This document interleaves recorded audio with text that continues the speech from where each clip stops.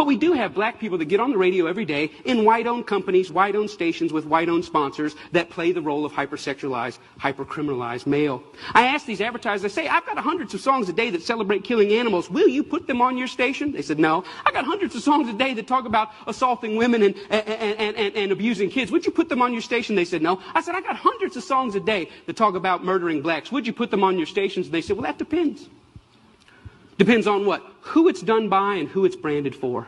Because if we can get black folks to sing about it and we can brand it for our youngest black audiences, I think there's money to be made. I think there's American appetites to see these people that way. I said, how can you say that? They said, well, look, it's what these artists know. It's what they, black people, create. It's a matter of fact, our surveys say it's what they want to hear, which speaks of a sickness. How do we live in a society where somebody says, you know what, I'm inspired to write a song that celebrates murdering another person. And then a person says, I'd like to put that on my station. Another person said, I'd like to pay for it. And then there's people out here in the audience that go, I'd love to hear it, as long as it's black guys. Because even white people buy rap music, buy this type of stuff, because we know that when we want to hear about killing each other, we know who to turn to for that type of inspiration. We call it our music. We say we own it. White people buy more rap than black people. Yeah, but we're very careful to turn it down at the stoplight when other black people are there. Why? Because we know we're just pretending. For them, it's more authentic and real.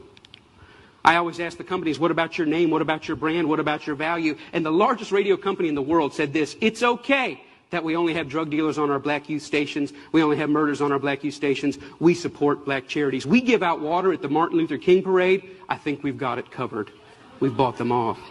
Now, people get upset, the smartest guys in the room again. You're talking about censorship. I don't believe that. I believe in free art. Make whatever you want. I believe you should make music about anti-Semitism. I believe you should make music about killing dogs. I believe in this country you should make music about bashing homosexuals and driving them behind trucks. I believe you should make music about stringing people up on trees. I believe you should make music about killing whitey. I believe you should make all that music. But I also believe that in the mainstream marketplace, people should hesitate associating their name with certain content.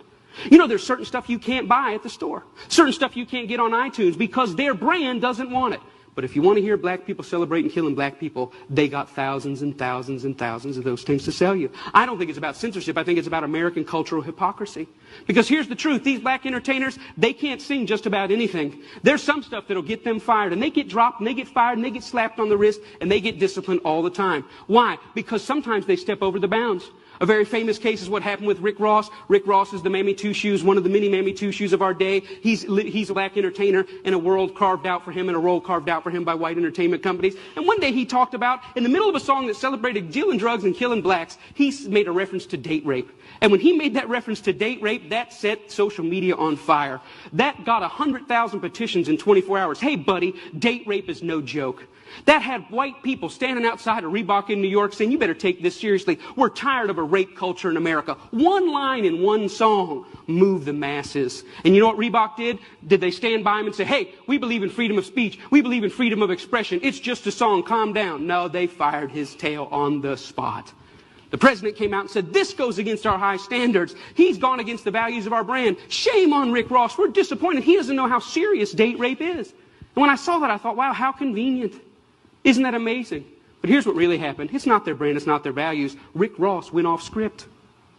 He was hired to get black customers, and they think that black customers go with black bait. And in America, black bait is the hypercriminalized, hypersexualized portrayal of black people. And as long as he had sung about that, the stuff that got him hired, he still have a job at Reebok. But when he touched other sensitivities that affect us, he lost his job. See, the truth is, it's not they that need to change. It's we that need to change. We created the lies. We created them for our profit. We own the companies. We own the record labels. We own the advertisers, and we keep putting it out. And it's this that's got to change. I thought about it. You know what? I wonder if White Mike could get anybody's attention on this. So I stood outside of a Walmart, and I said, hey, I don't think killing cops and killing blacks is very cool. And you know what? It only took 7 weeks of Mike standing out there, and they wrote a letter and said, yeah, we don't think it's cool either. We're going to pull our name off of that. The largest retailer in the world had never considered that maybe their commercial shouldn't be right before or after a song about young black men being gunned down.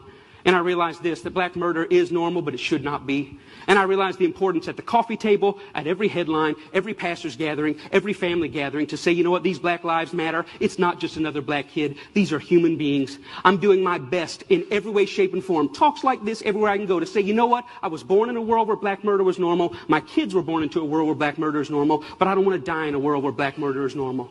Am I 5 years or 10 years away? I don't know, but I'm screaming as high as I can. Let's feel this pain and let's lift our voice to tell the lies. They are not criminals, they are not deviants, and their lives are just as important as ours. Thank you very much.